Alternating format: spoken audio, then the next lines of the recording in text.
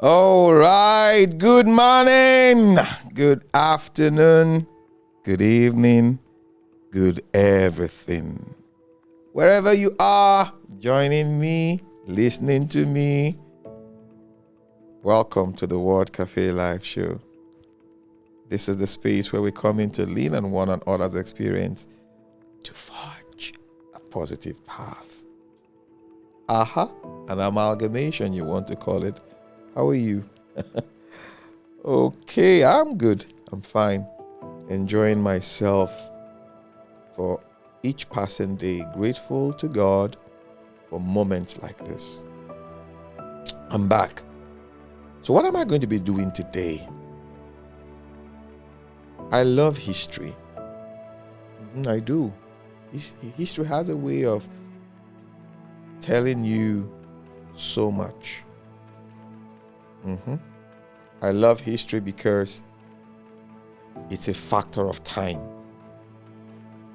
And those who understand time, whenever they see things happen, they run back to the history books to try and see it and say, okay, it has happened before. It's not new. But what do we do? I want to talk about something that is more to us as a people, Nigeria, but again, because we are part of a global community, we are giving it also. I titled this Dangote versus NNPC. Is history echoing itself? Yes, whenever you hear Dangote in Nigeria, people like, okay, what is it? Is it for us or against us? Is the government for us? And all of that. So I did a little write-up here, and I'm going to read one or two things, then we talk. I don't think you know what we want to talk about. Maybe you're guessing. You don't. You don't know. History has a curious way of whispering into the ears of the future. In the late 19th century, a man named John D. Rockefeller built what became the most formidable oil empire the world had ever seen. Through his efficiency, vision, infrastructure, and relentless execution, Standard Oil grew so dominant, that it controlled the overwhelming majority of America's refining capacity.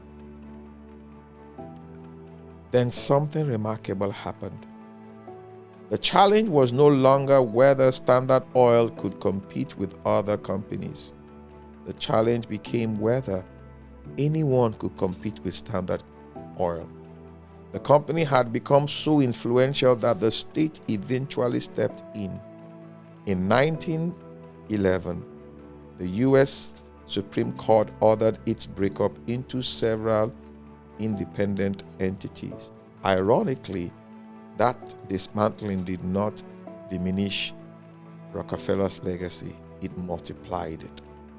From the fragments of Standard Oil emerged companies that would later become household names like Exxon, Mobil, Chevron, Amoco, and others, forming the backbone of what would later be known as the oil majors, the Seven Sisters. I've talked about it before, that dominated global petroleum for decades. The question before Nigeria today is not whether Aliko Dangote is Rockefeller. The more interesting question is, are we witnessing the early chapters of a similar tension between entrepreneurial scale and national economic architecture? For decades, the Nigerian oil narrative revolved around production, exports, and state participation through NNPC. Refining remained the missing piece of the puzzle. Billions of dollars left the country importing products from abroad while sitting atop one of the world's largest hydrocarbon reserves. Then came the Dangote Refinery. Not merely as a refinery, but as an ecosystem. A refinery, a petrochemical complex, a fertilizer plant, a logistics network, a maritime operation, an energy infrastructure platform. For the first time in modern Nigerian history, a private enterprise appears capable of influencing petroleum flows at scale once reserved for states. This is where the conversation becomes fascinating. The current debate is often framed as Dangote versus NNPC, but perhaps that is too narrow. What if this is not a battle between a company and a state entity? What if it is the inevitable collision between two eras? One era built around state-led control of strategic resources, another built around private capital's ability to mobilize technology, infrastructure, talent, and financing faster than governments. History suggests that when such moments occur, one of three things happens. 1, the state absorbs the influence. 2, the private actor is constrained. 3, the new equilibrium emerges. The third option is often the most transformative. Imagine a future where Dangote's refinery becomes not the destination, but the foundation. A future where dozens of downstream industries emerge around it. A future where indigenous, independent petrochemical companies, logistics operations, shipping firms, lubricant manufacturers, plastics producers, and energy technology firms grow from the ecosystem. A future where the refinery becomes what Standard Oil unintentionally became, a platform from which many giants are born. Not necessarily a breakup, but a multiplication.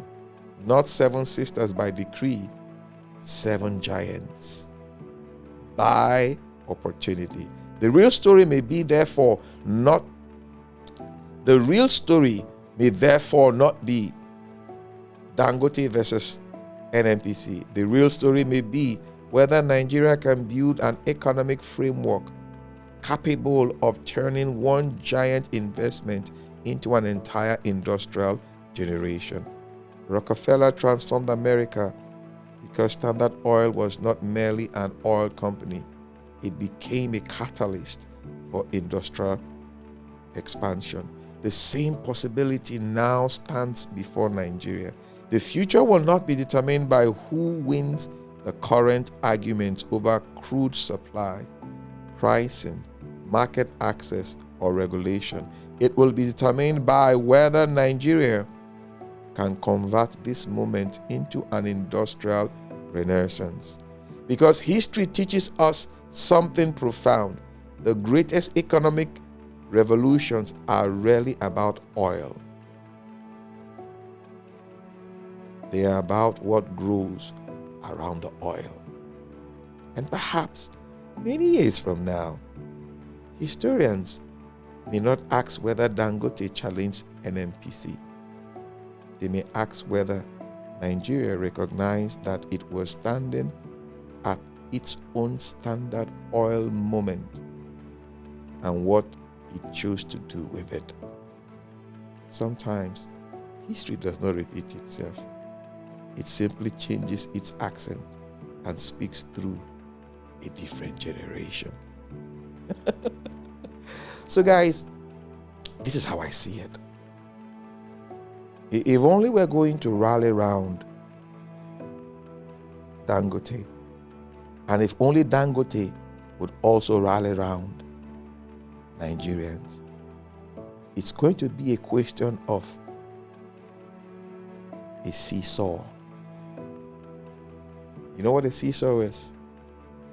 It goes up, comes down. But when the weight is balanced on a seesaw, what happens? It stabilizes. And I think that's where we lie as a people, to come together to see that a nation can be strong through a man, and a man can be strong through a nation. We just need to come to that symbiotic relationship, not the parasitic one. It's a huge one. It's a huge one. And my idea of this episode is just to read this and allow you go through it, brood over it, sleep over it as a Nigerian. For your information, I don't think the West will support you. No.